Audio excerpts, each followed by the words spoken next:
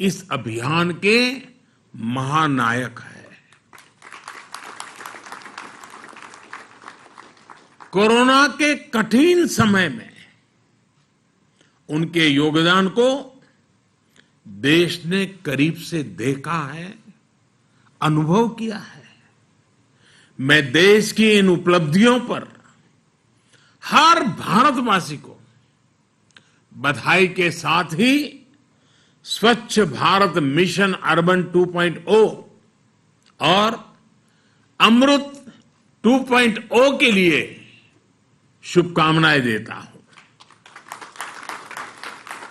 और इससे सुखद ये क्या होगा कि ये नई शुरुआत आज गांधी जयंती के एक दिन पहले ही हो रही है। ये अभियान पूज्य बापू की प्रेरणा का ही परिणाम है और बापू के आदर्शों से ही सिद्धि की ओर बढ़ रहा है। आप कल्पना करिए, स्वच्छता के साथ साथ इससे हमारी माताओं बहनों के लिए कितनी सुविधा बढ़ी है। पहले ही कितनी ही महिलाएं घर से निकल नहीं पाती थी, काम पर नहीं जा पाती थी, क्योंकि बाहर टॉयलेट की सुविधा ही नहीं होती थी। कितनी ही बेटियों को स्कूल में शौचालय न होने की वजह से पढ़ाई छोड़नी पड़ती थी। अब इन सब में बदलाव आ रहा है। आजादी के 75वें वर्ष में देश की इन सफलताओं को, आज के नए संकल्पों को पूज्य बापू के चरणों में अर्पित करता हूं और नमन करता हूं। साथियों, हम सभी का ये भी सौभाग्य है कि आज ये कार्यक्रम बाबा साहब को समर्पित इस इंटरनेशनल सेंटर में आयोजित हो रहा है। बाबा साहब असमानता दूर करने का बहुत बड़ा माध्यम शहरी विकास को मानते थे। बेहतर जीवन की आकांक्षा में गांवों से बहुत से लोग शहरों की तरफ आते हैं। हम जानते हैं कि उन्हें रोजगार तो मिल जाता है, लेकिन उनका जीवन स्तर गांवों से भी मुश्किल स्थिति में रहता है। ये उन पर एक तरह से दोहरी मार की तरह होता है। एक तो घर से दूर और ऊपर से ऐसी कठिन स्थिति में रहना। इस हालात को बदलने पर, इस असमानता को दूर करने पर बाबा साहब का बड़ा जोर था। स्वच्छ भारत मिशन और मिशन अमृत का अगला चरण बाबा साहब के सपनों को पूरा करने की दिशा में भी एक अहम कदम है।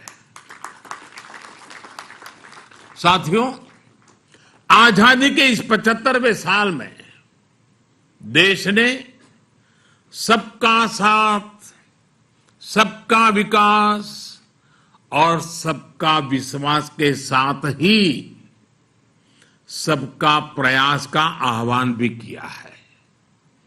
सबका प्रयास की ये भावना स्वच्छता के लिए भी उतनी ही जरूरी है। आप में से कई लोग दूर दराज के ग्रामीण इलाकों में जरूर गए होंगे। आदिवासी समाज के पारंपरिक घरों को जरूर देखा होगा। कम संसाधनों के बावजूद उनके घरों में स्वच्छता और सौंदर्य को देखकर हर कोई भी आकर्षित हो जाता है। ऐसे ही आप नॉर्थ ईस्ट में जाइए, हिमाचल या उत्तराखंड के पहाड़ों पर जाइए। पहाड़ों पर छोटे छोटे घरों में भी साफ सफाई की वजह से एक अलग ही सकारात्मक ऊर्जा प्रवाहित होती है। इन साथियों के साथ रहकर हमें सीख सकते हैं कि स्वच्छता और सुख का कितना गहरा संबंध होता है। इसलिए जब मैं गुजरात का मुख्यमंत्री बना और प्रगति के लिए पर्यटन की संभावनाओं को निखारना शुरू किया, तो सबसे बड़ा फोकस स्वच्छता और इस प्रयास में सभी को जोड़ने पर किया गया। निर्मल गुजरात अभियान जब जन आंदोलन बना तो उसके बहुत अच्छे परिणाम भी मिले। इससे गुजरात को नई पहचान तो मिली ही, राज्य में पर्यटन भी बढ़ा। भाइयों और बहनों, जन आंदोलन की ये भावना स्वच्छ भारत मिशन की सफलता का आधार है। पहले शहरों में कचरा सड़कों पर होता था, गलियों में होता था, लेकिन अब घरों से न केवल वेस्ट कलेक्शन पर बल दिया जा रहा है, बल्कि वेस्ट सेग्रीगेशन पर भी जोर है। बहुत से घरों में अब हम देखते हैं कि लोग गीले और सूखे कूड़े के लिए अलग अलग डस्टबिन रख रहे हैं। घर ही नहीं, घर के बाहर भी अगर कहीं गंदगी दिखती है तो लोग स्वच्छता ऐप से उसे रिपोर्ट करते हैं, दूसरे लोगों को जागरूक भी करते हैं। मैं इस बात से बहुत खुश होता हूं कि स्वच्छता अभियान को मजबूती देने का बीड़ा हमारी आज की पीढ़ी ने उठाया हुआ है। टॉफी के रैपर अब जमीन पर नहीं फेंके जाते हैं, बल्कि पॉकेट में रखे जाते हैं। छोटे छोटे बच्चे अब बड़ों को टोकते हैं कि गंदगी मत करिए। दादाजी, नानाजी, दादी जी को बताते हैं ये मत करो। शहरों में नौजवान तरह तरह से स्वच्छता अभियान में मदद कर रहे हैं, इनिशिएटिव ले रहे हैं। कोई वेस्ट से वेल्थ बना रहा है, तो कोई जागरूकता बढ़ाने में जुटा है। लोगों में भी अब एक स्पर्धा है कि स्वच्छ भारत रैंकिंग में उनका शहर आगे आना चाहिए, और अगर पीछे रह जाता है तो गांव में भी दबाव खड़ा होता है, भाई क्या हुआ, वो शहर आगे निकल गया, हम क्यों पीछे रह गए, हमारी क्या कमी है। मीडिया के लोग भी उस शहर की चर्चा करते हैं, तो देखिए वो तो आगे बढ़ गया, तुम रह गए। तो एक दबाव पैदा हुआ है। अब ये माहौल बन रहा है कि उनका शहर स्वच्छता रैंकिंग में आगे रहे। उनके शहर की पहचान गंदगी से भले शहर की ना हो।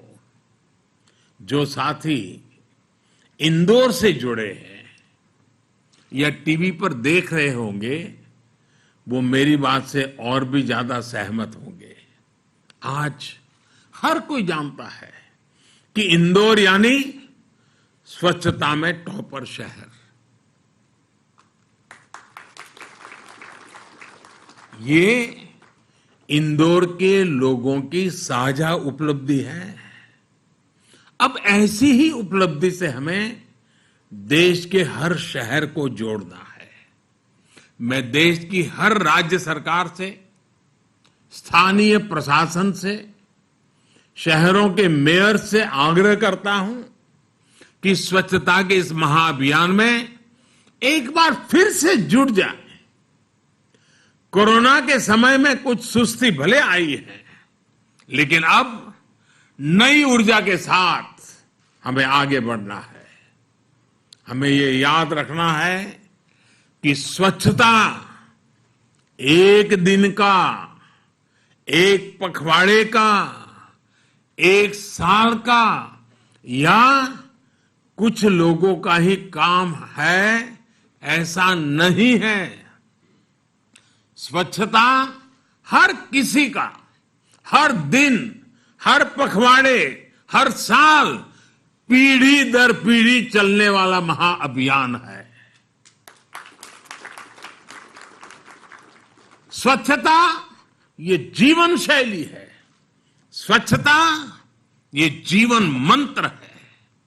और जैसे सुबह उठते ही दांतों को साफ करने की आदत होती है ना, वैसे ही साफ सफाई को हमें अपने जीवन का हिस्सा बनाना ही होगा।